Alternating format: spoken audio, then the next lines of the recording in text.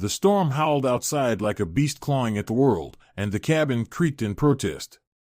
Ethan perched at his workstation, fingers stiff from the cold despite the space heater humming nearby. The glow of his monitors was the only light in the room, painting his unshaven face in shades of green and blue. Static hissed in his headphones, the usual symphony of cosmic white noise he'd grown accustomed to in his years as a radio operator stationed at the edge of civilization. This far north, solitude was both a blessing and a curse. It allowed Ethan to focus on his work tracking signals, mapping auroras, and occasionally picking up snippets of strange broadcasts from across the globe. But it also left him vulnerable to his thoughts, which on nights like this could weigh heavier than the snowdrifts piling against the cabin. A sharp burst of sound jolted him. The static in his headphones shifted, morphing into a faint, melodic hum. Ethan adjusted the dials on his receiver, trying to isolate the signal. As he fine-tuned the frequency, the hum resolved into a voice soft, trembling, and undeniably alien. "Human, please," it whispered, each word shaky and labored. "I'm freezing. Let me in. I beg." Ethan froze, his hand hovering over the dial. He glanced at the window, expecting to see nothing but the swirling snow, but there against the chaos of the storm a faint glow caught his eye. At first, he thought it was a trick of the light, but as he leaned closer, he saw the outline of a figure. Grabbing his flashlight, Ethan threw on his parka and braced himself against the wind as he stepped outside. The cold hit him like a wall, instantly numbing his face and hands. He squinted through the storm, shining his flashlight in the direction of the glow. "Hello," he called out, his voice swallowed by the wind. "Who's there?" The figure stumbled toward him, barely more than a silhouette. As it drew closer, the beam of his flashlight revealed something that made his breath catch. The being was humanoid but unmistakably not of this world. Her skin was a pale, shimmering blue, as if the light of the northern auroras had taken corporeal form. Her eyes glowed faintly, like embers flickering in the cold. She wore what looked like a tattered robe, its material fluttering unnaturally in the wind, as if caught in a breeze from another dimension. "Please," she said, her voice carried more by desperation than strength. "Help me." Ethan hesitated, his mind racing. Was this some hallucination brought on by isolation? Or perhaps a bizarre prank? But the frost clinging to her trembling form, the way her glowing eyes seemed to plead for his mercy, those details felt too real to dismiss. "All right," he said, his voice shaking as he took a cautious step forward. "Come on. My cabin's warm. You'll be safe there." The alien woman nodded weakly, collapsing into his arms as he reached her. Her skin was icy to the touch, and she seemed impossibly light, as if her body lacked the density of a human. Ethan half-dragged, half-carried her back to the cabin, his mind spinning with questions he couldn't yet ask. Inside, the warmth of the fire brought color back to Ethan's cheeks, but the woman, if she could be called that, remained curled up on the floor near the hearth, shivering violently. Ethan fetched a blanket and wrapped it around her, unsure if the gesture would even work on someone like her. "Thank you," she murmured, her voice barely audible now. "I am Lyra. I come from far away." "Yeah, I figured that much," Ethan said, crouching beside her. "You're not exactly local. What the hell are you doing here?" Lyra opened her eyes, their faint glow piercing the dim light of the cabin. "My ship," she began, her words halting as though each one was a struggle. "It crashed. I didn't mean to come here. I need your help." "Your ship? Like a spaceship?" Ethan asked, his skepticism battling the evidence before him. "How am I supposed to help with that?" Lyra shivered again, her hands clutching the blanket as if it were a lifeline. "You have tools. Knowledge. Please," she said, her voice breaking. "If I don't leave soon, others will come, and they won't ask for help, they'll take." Ethan frowned, leaning back against the wall. The logical part of his brain screamed at him to call for backup, to report this to someone, anyone. But the look in Lyra's eyes, a mix of desperation and a strange, otherworldly sadness, kept him from reaching for the radio. Instead, he sighed and said, "All right, Lyra. Let's start with keeping you alive for now. We'll figure out the rest later." Lyra's lips curved into a faint smile, and for the first time, Ethan thought she might survive the night. But as the storm raged on outside, he couldn't shake the feeling that his life had just been swept into a current far larger than he could control. The storm had abated by morning, leaving the world outside Ethan's cabin cloaked in a thick blanket of snow. The silence was almost oppressive, broken only by the occasional crack of ice shifting in the distance. Inside, the warmth of the fire battled against the chill seeping through the walls. Ethan stood at the stove, preparing 2 mugs of instant coffee, though he wasn't sure if Lyra even drank such a thing. He glanced over at her, still wrapped in the blanket, her glowing eyes fixed on the fire. Her shimmering blue skin now had a faint warmth to it, a sign she was recovering, but her movements were slow and deliberate, as if she were conserving energy. "Here," Ethan said, placing the mug on the small table beside her. "I don't know if you drink this, but it'll warm you up." Lyra tilted her head, studying the mug. She picked it up with slender fingers, brought it to her lips, and sipped cautiously. Her expression shifted, a mix of curiosity and what Ethan could only describe as amusement. "It's bitter," she said, her voice steadier now. "But it has energy." "Thank you." Ethan sat across from her, cradling his own mug. He still wasn't sure what to make of the situation. An alien woman, Lyra, was sitting in his cabin, drinking coffee and asking for help with her crashed spaceship. It sounded like the premise of a bad sci-fi movie, yet here he was. "So," he began, leaning back in his chair, "you said last night that your ship crashed. How?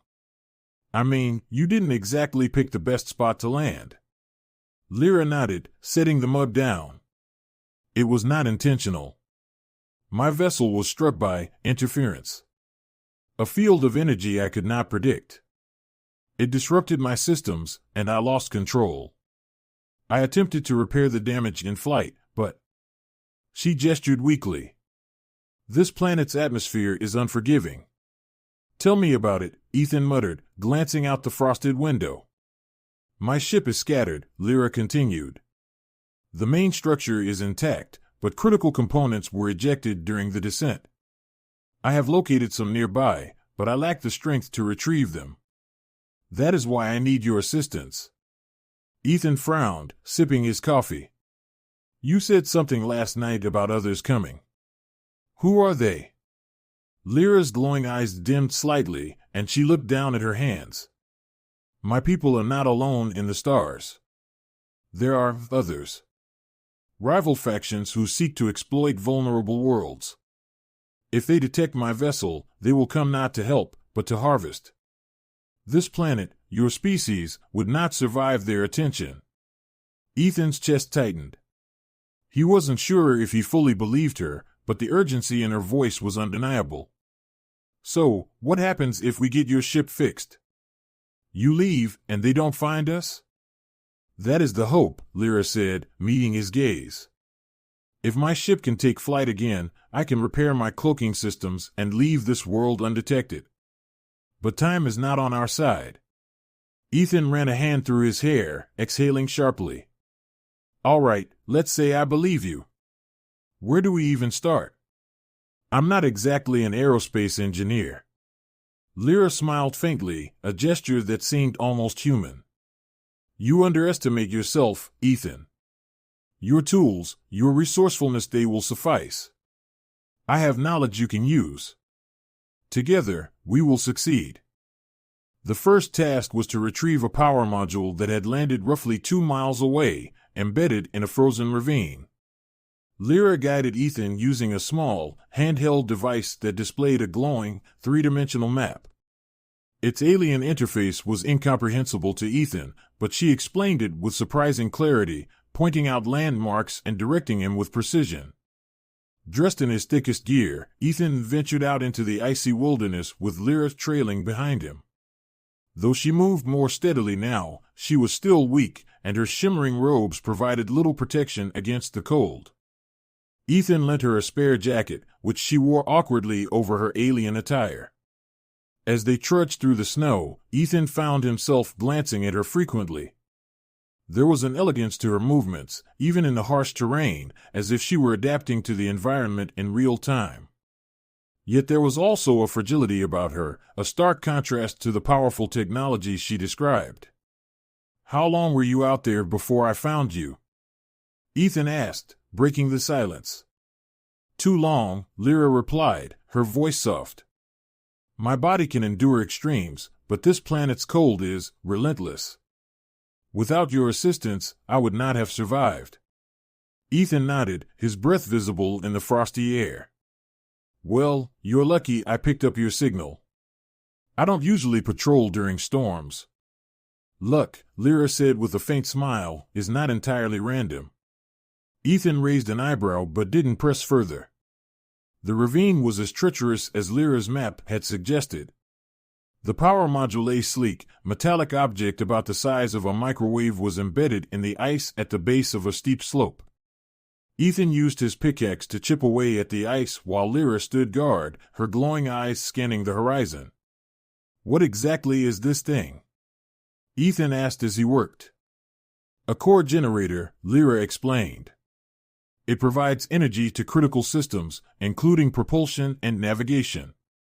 Without it, my ship cannot leave." Ethan nodded, focusing on his task. After nearly an hour of effort, the module came free with a satisfying crack. He hoisted it onto a sled he'd brought and secured it with straps. As they began the arduous journey back to the cabin, Ethan noticed Lyra slowing down. Her glow had dimmed again, and her breaths came in short, shallow bursts. "You okay?" he asked, stopping to check on her. "I will endure," she said, though her voice lacked conviction. "The energy field, disrupted more than my ship. My body is still unstable." Ethan frowned. "If you need to rest, just say so. We're in this together, all right?"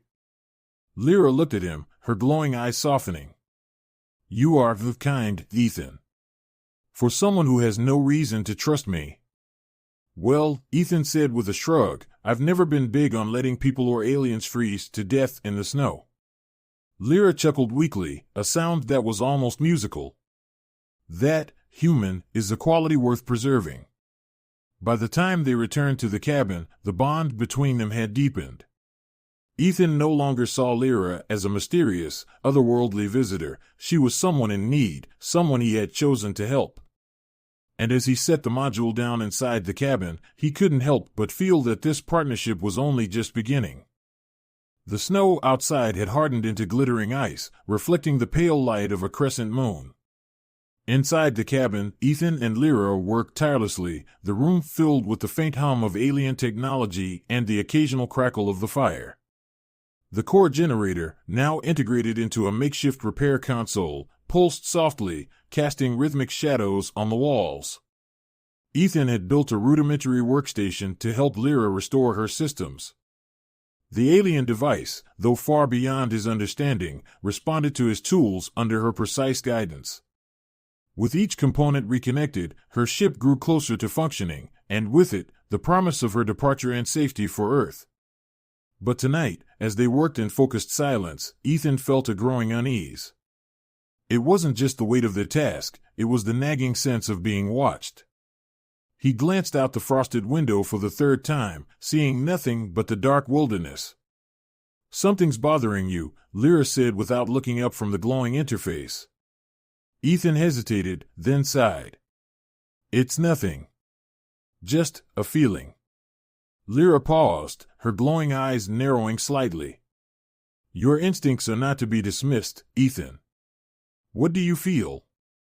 He shrugged, trying to downplay his discomfort. "I don't know. Like we're not alone." Before she could respond, the sound of crunching snow reached their ears, faint but distinct. Lyra's head snapped toward the door, her glowing eyes intensifying. Ethan grabbed the rifle he kept propped by the wall and motioned for her to stay behind him. Stay quiet, he whispered, his voice tight. And stay out of sight. The crunching grew louder, accompanied by murmured voices. Ethan edged toward the window, peeking out cautiously. A group of 5 men trudged through the snow, rifles slung over their shoulders. Their heavy coats and fur-lined hats marked them as locals, but their intent was clear. They were here for something. Ethan's stomach sank. He recognized one of them, Caleb Moore, a notorious poacher and scavenger who roamed the area. Caleb was trouble, the kind of man who valued profit over life. "They've come for me," Lyra said softly, her voice tinged with regret. Ethan turned to her, his grip tightening on his rifle. "How do you know?" "I sensed their approach hours ago," she admitted, lowering her gaze. "Their minds are loud, full of greed and suspicion. They detected the energy signature of my systems. They believe there is treasure here." "Damn it, Lyra," Ethan hissed. "You should have told me." "I did not wish to alarm you," she said, her voice steady. "And I hoped we might finish before they arrived. But now—" A loud knock on the door interrupted her. Ethan's heart raced as Caleb's voice called out. "Hey there." "We know you're in there, Ethan," he shouted, his tone casual but edged with menace. "Heard you've been holed up with some fancy tech. Figured we'd stop by and take a look."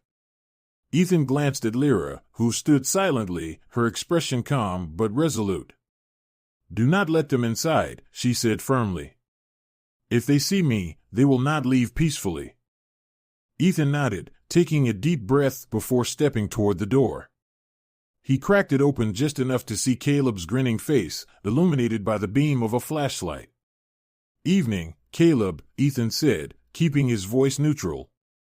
"What do you want?" Caleb's grin widened. "Just being neighborly. We saw some strange lights coming from your cabin. Thought you might be sitting on something valuable." "Nothing here but old radios and snow," Ethan said flatly. "Now, if you'll excuse me dash." Caleb shoved the door open, forcing Ethan to stumble back. The other men filed in, their eyes scanning the cabin. When their gazes landed on the humming alien device, their expressions shifted from curiosity to hunger. "What the hell is that?" Caleb asked, stepping closer. "You holding out on us, Ethan?" Ethan moved to block his path. "It's none of your business. Now get out."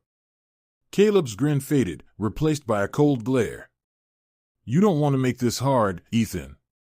We'll take a look, and if it's worth something, we'll cut you in. Otherwise—" He gestured to his rifle. "Well, you know how it is." Ethan's mind raced. He couldn't let them near Lyra's technology, but he was outnumbered and outgunned. He glanced at Lyra, who remained out of sight, her glowing eyes fixed on the intruders. "You should leave," Lyra said suddenly, her voice echoing softly through the cabin. It was calm, almost melodic, but carried an undeniable authority. Caleb froze, his eyes darting toward the source of the voice. "Who the hell was that?" Ethan stepped in front of him, raising his rifle. "You heard her. Leave. Now." The men exchanged uneasy glances. Caleb, however, sneered. "You hiding someone, Ethan? Let's see who's worth all this trouble." Before Ethan could react, Caleb lunged toward the back of the cabin, where Lyra stood waiting. Her glowing eyes flared brilliantly, bathing the room in a pulsating blue light. Caleb stumbled back, his face pale with shock. What is she?" he stammered, his voice trembling. Lyra stepped forward, her expression calm but commanding. "I am not your enemy," she said, her voice resonating with an otherworldly power. "But if you harm this man or interfere with my work, I will defend myself." Caleb's men hesitated, their rifles wavering. Ethan could see the fear in their eyes. They were out of their depth, and they knew it. But Caleb wasn't so easily deterred. "You think you can scare me?" he snarled, raising his rifle. "Whatever you are, you don't belong here. That tech is ours, dash." Lyra raised a hand, and the air around Caleb seemed to shimmer. His rifle jerked from his grip, clattering to the floor. A faint hum filled the room as the other men dropped their weapons, their faces contorted with fear. "You will leave," Lyra said, her voice low and firm. "And you will forget what you have seen." Caleb opened his mouth to protest, but no words came out. He stumbled backward, his eyes wide with terror, before turning and bolting out the door. The others followed without a word, their fear driving them into the icy night. When the cabin door slammed shut, Ethan let out a breath he hadn't realized he'd been holding. He turned to Lyra, who swayed slightly, her glow dimming. "Are you okay?" he asked, rushing to steady her. "I will recover," she said, her voice faint. "But they will not stay away for long. We must finish our work." Ethan nodded, his resolve hardening. Whatever it took, he would help her escape and protect his world from the dangers she had warned of. The tension in the cabin was palpable as the night stretched on. Lyra worked with precision, her glowing fingers moving across the alien interface as if weaving a tapestry of light. Ethan stayed close, ready to assist as she directed, his tools clumsy compared to the elegance of her technology. Outside, the storm had returned, howling like a vengeful spirit and masking any sounds that might approach. Ethan glanced at the door, his rifle within reach. He knew Caleb and his men wouldn't give up so easily. Their greed would drive them back, and next time, they wouldn't be as hesitant. "How much longer?" he asked, his voice tense. "Not long," Lyra replied, her eyes glowing faintly in concentration. "The systems are stabilizing, but the final components must be installed manually at the crash site." Ethan sighed. "Of course they do. Can't make it easy, can we?" Lyra offered a faint smile, a gesture that seemed both human and deeply alien. "Nothing worth preserving is ever easy, Ethan." Her words settled in the air between them, heavy with meaning. Ethan didn't reply, instead focusing on the task at hand. They worked in silence, the hum of the alien device filling the cabin like a heartbeat. Finally, Lyra straightened, her glow brightening. "It is ready," she said. "The ship can be restored. But we must move quickly." Ethan grabbed his coat and rifle, slinging a bag of tools over his shoulder. "Lead the way." The journey to the crash site was arduous. The storm whipped at their faces, and the snowdrifts made every step a battle. Lyra moved with surprising grace, her robes fluttering like spectral wings. Ethan followed, his breath clouding the frigid air, his boots crunching through the ice. When they reached the site, Ethan stopped in his tracks. Lyra's ship lay half buried in the snow, its sleek, organic design glowing faintly against the white expanse. The hull pulsed with an inner light, as if the vessel were alive and breathing. Debris from the crash was scattered around, but the main structure seemed intact. "It's beautiful," Ethan murmured, all creeping into his voice. Lyra didn't respond, her focus entirely on the task ahead. She knelt beside a panel on the ship's hull, which opened seamlessly at her touch. Inside, a network of glowing conduits and crystalline components awaited her attention. "Here," she said, gesturing for Ethan to pass her the core generator. He struggled to lift it from the sled, the weight pressing into his arms. With Lyra's guidance, he slid the component into place. The ship's hum deepened, resonating through the icy ground. "We're close," Lyra said, her voice filled with a mix of relief and urgency.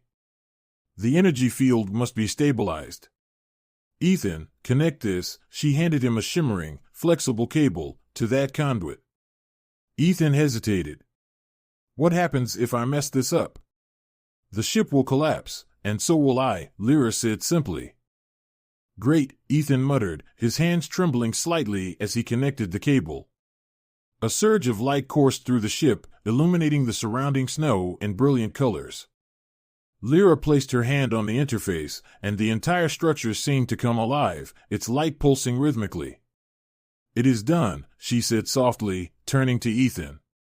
"Thank you." Before Ethan could respond, the faint sound of voices reached them, carried on the wind. He turned, his heart sinking. A group of figures emerged from the storm, their flashlights cutting through the dark. "Caleb," Ethan growled. Lyra's expression darkened. "They have returned." The men approached cautiously, their rifles raised. Caleb stepped forward, his face twisted in anger and determination. "You think you can scare me off twice?" he shouted. "That tech is worth more than your life, Ethan. Hand it over, or we'll take it by force." Ethan raised his rifle, standing between the ship and Caleb's men. "You're not taking anything." Caleb laughed coldly. "There's 5 of us and 1 of you. Think you can stop us?" Ethan's grip tightened on his weapon, but before he could respond, Lyra stepped forward.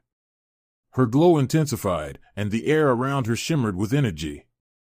"You have been warned," she said, her voice resonating with a power that seemed to vibrate in Ethan's bones. "Leave now, and you will be spared." Caleb raised his rifle, but before he could fire, a wave of light burst from Lyra, knocking the men to the ground. Their weapons clattered uselessly in the snow. They scrambled to their feet, fear etched into their faces. "Go," Lyra commanded, her glowing eyes locking onto Caleb. "Tell no one of what you have seen, or you will bring ruin upon yourselves." The men hesitated, but Caleb finally snarled, "Let's go." They fled into the storm, their figures quickly swallowed by the blinding snow. Ethan lowered his rifle, his heart pounding. "You think they'll stay gone?" "They will," Lyra said, though her glow had dimmed noticeably. Fear is a powerful deterrent. With the intruders gone, Lyra turned her attention back to the ship. She placed her hand on the hull, and a doorway opened with a hiss of pressurized air. She stepped inside, pausing to look back at Ethan. "This is goodbye," she said, her voice soft. Ethan swallowed hard, unsure of what to say. "You're really going, huh?" "I must," Lyra said. "But I will not forget your kindness, Ethan. Few would have done what you did." She reached into the folds of her robe and pulled out a small, crystalline device. It pulsed faintly, emitting a soft hum.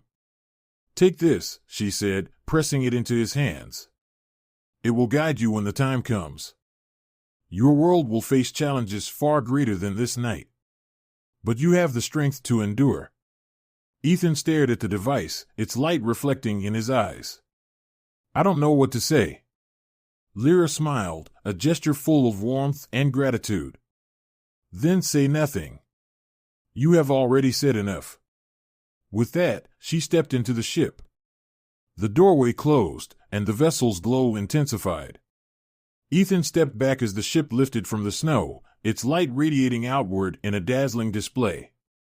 It rose into the stormy sky, disappearing into the clouds with a final burst of brilliance. Ethan stood alone in the snow, the crystalline device warm in his hands. Despite the cold, a strange sense of hope filled him. Lyra was gone, but her promise remained a promise of a future worth fighting for. And as the storm began to fade, Ethan turned back toward his cabin, ready to face whatever came next.